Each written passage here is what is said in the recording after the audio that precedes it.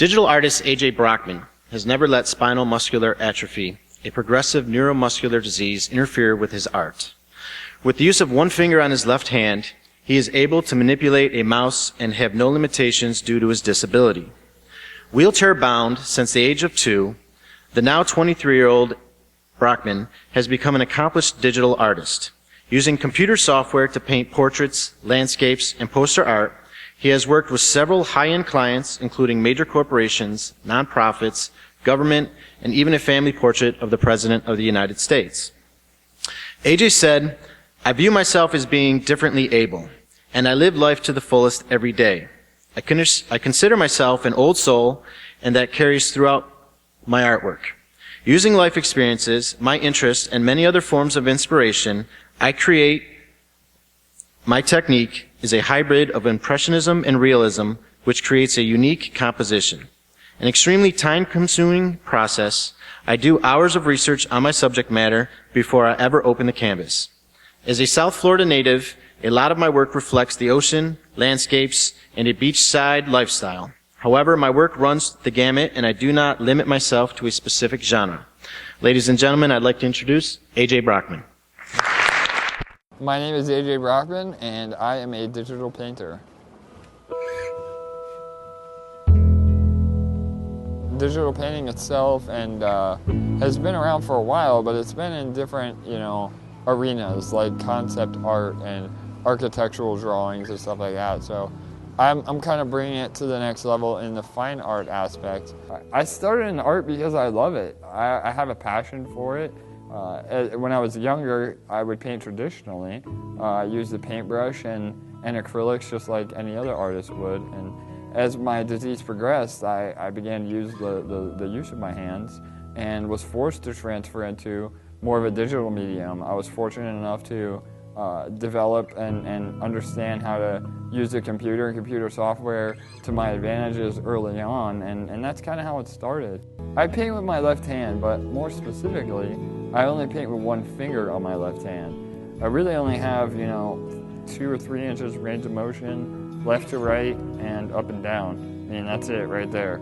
And I'm able to use the mouse pad to do the brush strokes. And I always say that if J-Lo is going to insure her butt for $1 million, I should insure my hand for $1 million, because it's definitely my $1 million finger.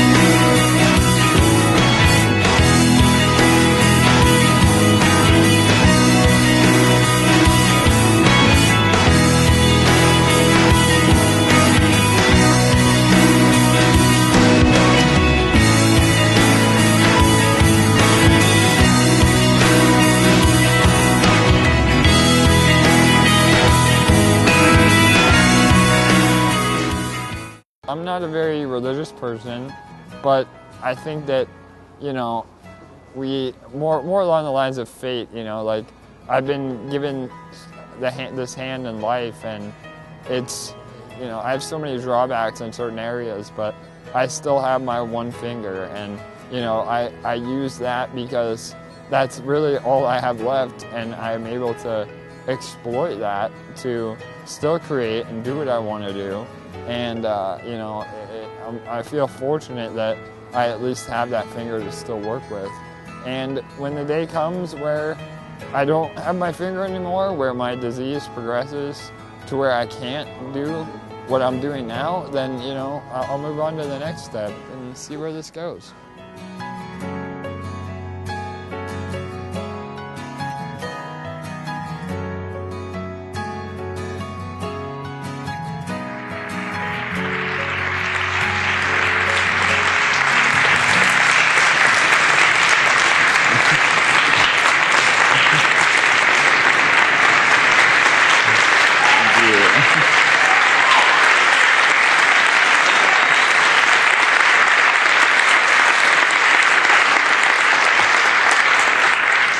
Wow, thank you very much.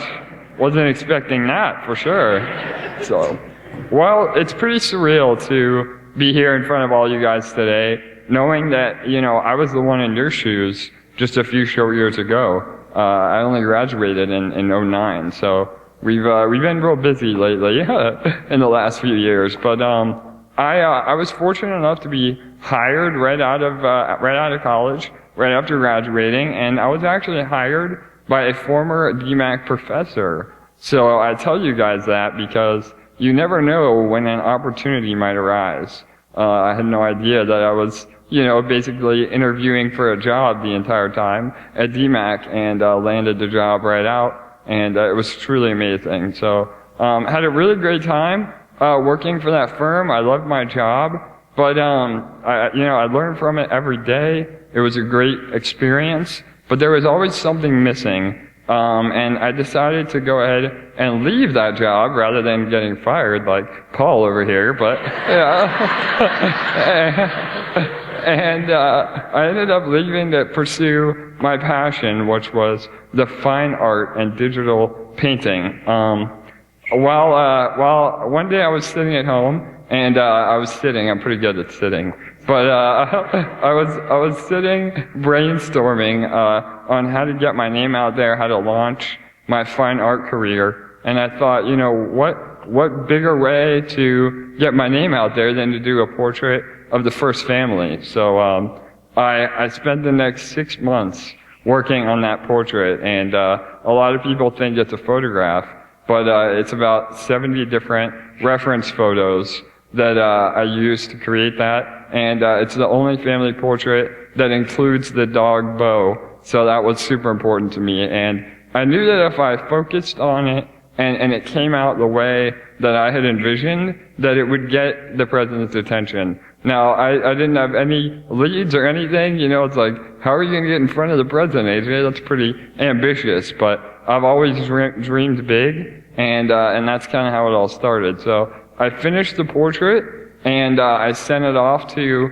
his campaign, and I partnered with a local congressman, and about a month later I heard back, and he loved it, and he wanted to meet me and see it. And this was right around re-election time, so things were a little crazy, and they asked me to come to the West Palm Beach Convention Center, where he was doing a rally, and I showed up, had the portrait ready, everything was ready to go, and it turned out to be an absolute nightmare. So it was a zoo. They were really unprepared, and they really didn't even know I was coming, so there was kind of a miscommunication there. So I was really bummed out, and here I spent all this time. I thought I was finally going to do it, and then it turned out that it didn't happen. So sometimes you guys are going to run into disappointment in your life, but you have to grow from that. So I knew that eventually we would make it happen, and about 2 weeks later, I got a phone call from his campaign again, and he was down here in Del Rey, actually, doing another rally, and that's when I actually got to present it to him. And your politics aside, he was a really genuine guy. It was an honor to be able to do that. And he told me that he was going to take it back with him on Air Force One and one day hang it in his private library. And I woke up the next day and I had a half a page picture in the New York Times. So he's definitely a man of his word, and that was really spectacular. So always dream big, and know that, you know, if I can do it, you guys can do it. And I don't say that to lessen my accomplishments. I say that to empower your accomplishments. So just know that.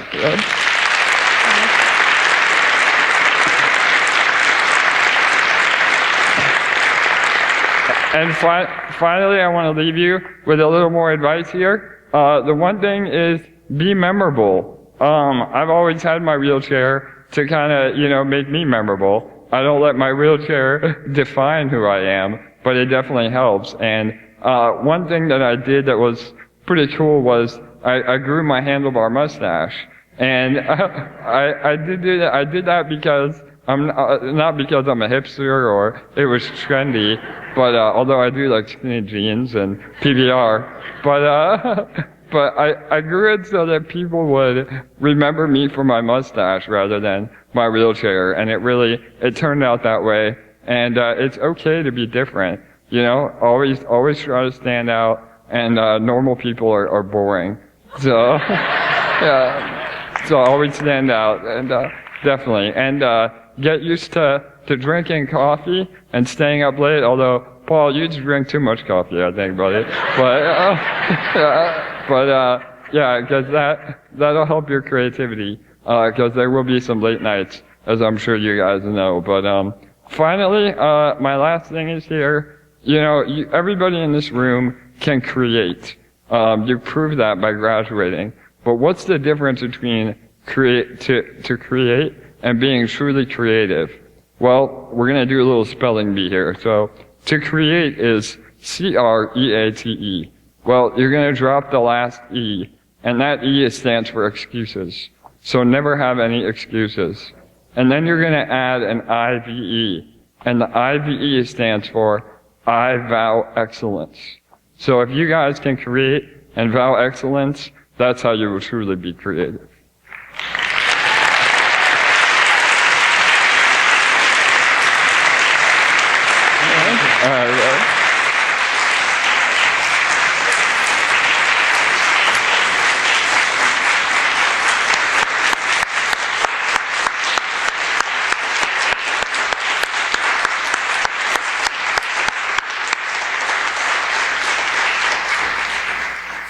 AJ, thank you again for participating today. I remember AJ as a student. I was fortunate enough to be one of his professors, and me and AJ clicked right away through the program Illustrator, and it kind of turned into a little bit of a competition, but I think he's beat me up now a bunch. AJ strives to raise expectations, and through his artwork motivates others to excel. He's extremely dedicated to his craft and has never missed a deadline, ever, even as a student. Okay? He is exceptionally talented and never, ever let anything hold him back. I'm proud to present AJ with the 2013 DMAC Inspirational Award.